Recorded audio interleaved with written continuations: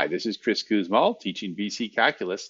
We begin this by talking about derivatives of inverse trigonometric functions.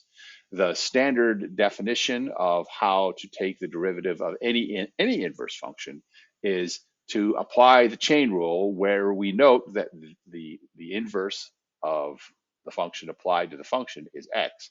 That then lets us make the right-hand side be 1. The derivative of the inverse of the function of x, therefore, is 1. And now we can, by using the chain rule, end up dividing by the derivative of the original function. But now what we have to do is we have to come up with a substitution. And that's fundamentally the trick that we can do with trigonometric functions to come up with elegant derivatives of their inverses. Okay, and so the standard derivation for the derivative of the inverse tangent is we take this derivative and using the chain rule, that pops out this secant squared of x, and that's not secant times 2x. That symbology means secant squared of x. And then we divide both sides by the secant squared of x, and then what we need to do is come up with a substitution that allows us to express the derivative of the inverse tangent function. And the secret is to look at triangles. So let's look at triangles and see where we're getting that 1 plus u squared. Okay, so if we have a triangle with an angle of u, it's a right triangle, with the right angle is the lower right corner, then, and we also are going to assume in this case that the base is 1. That means that the height, the other base, is the tangent of u. Well, now we can start applying things. And so we are also going to use our substitution. We're going to say that x is equal to the tangent of u. That's the magic. That making that perception is the key. But that means that this hypotenuse is the square root of 1 plus x squared.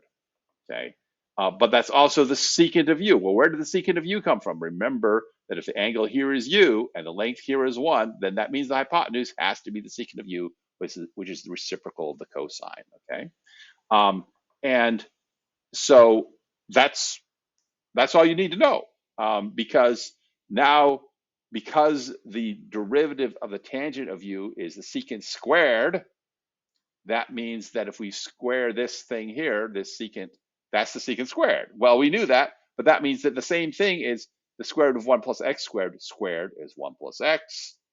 And that's where our 1 plus x comes from in the denominator of the derivative of the inverse function of tangent.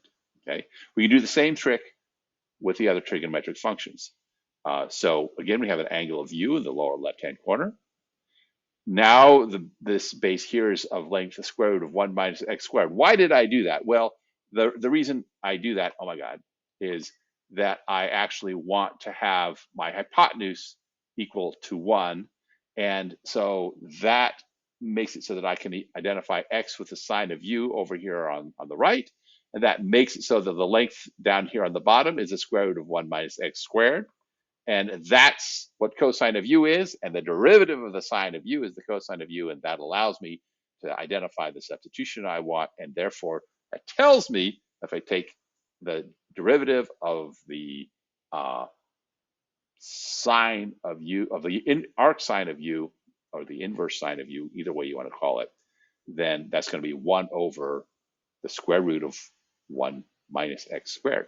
I can do the same trick with the cosine.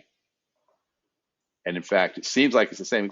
The numbers work out the same. The figures work out the same. As the square root of 1 minus x squared is our magic figure.